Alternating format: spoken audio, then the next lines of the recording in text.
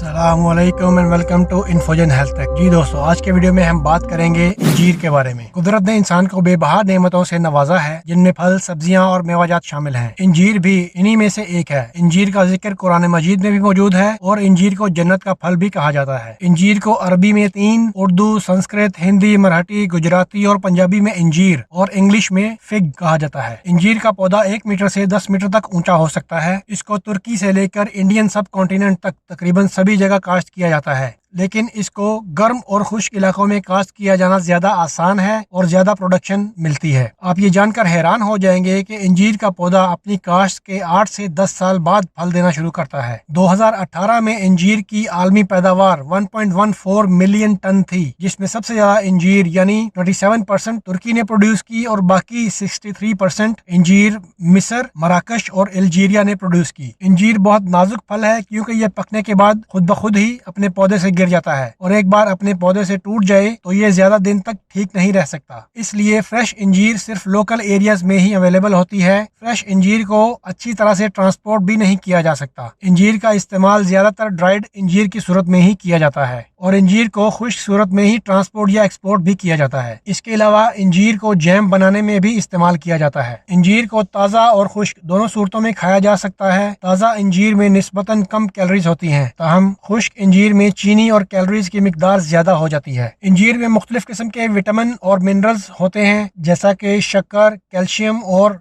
Phosphorus वगैरह। इसके अलावा ड्राइड और फ्रेश दोनों किस्म के इंजीर में विटामिन ए और विटामिन सी भरपूर मिकदार में होते हैं, जबकि विटामिन बी और विटामिन डी भी थोड़ी कम मिकदार में पाए जाते हैं। फ्रेश इंजीर में 79% पानी होता है, 19% कार्बोहाइड्रेट्स, 1% प्रोटीन और चिकनाई तो ना होने के बराबर होती है। इन तमाम अज्जा के पेश नज़र इंजीर एक इंतहाई मुफीद गज़ा की हैसियत इख्तियार कर जाती है, इसलिए आम कमजोरी और बुखार में इसका इस्तेमाल अच्छे नताइज देता है। जी आइए अब आपको बताते हैं इंजीर के फायदे क्या हैं। कमजोर और दुबले लोगों के लिए इंजीर को कुदरत की तरफ से बेहतरीन तोहफा माना जाता है, क्योंकि ये जिस्म को पुरकशिश बनाती है और चेहरे को सुर्ख और सफेद रंगत अता करती है। इंजीर को दूध के साथ इस्तेमाल करने से चेहरे की रंगत निकल आती है और जिस्म फरबा हो जाता है। इंजीर और उसके पत्ते ग़िज़ाइयत से भरपूर होते हैं और ओवरऑल हेल्थ के लिए बहुत मुफीद है। इंजीर आपके डाइजेस्टिव सिस्टम को मजबूत बनाती है और कब्ज को कम कर सकती है। खाने के बाद चंद दाने इंजीर खाने से ग़िज़ाइयत हासिल होने के अलावा कब्ज का भी खात्मा हो जाता है। इंजीर को पानी में भिगो कर रखें, फिर चंद घंटे बाद फूल जाने पर दिन में 2 बार खाने से दायमी कब्ज दूर हो जाती है। इंजीर आपके खून में फैट और ब्लड शुगर लेवल्स को कंट्रोल करके दिल की बीमारी का खतरा कम कर सकती है और कैंसर कॉजिंग सेल्स को भी खत्म कर सकती है। इंजीर गुर्दा और मसाना से पथरी को डिसॉल्व करके निकाल देती है। इंजीर को बादाम और अखरोट की गरी के साथ मिलाकर इस्तेमाल करें तो ये खतरनाक टॉक्सिन से भी महफूज रखती है और खून के सुर्ख ज़र्रात में इजाफा करती है। रात भर पानी में भिगोई हुई इंजीर खाने से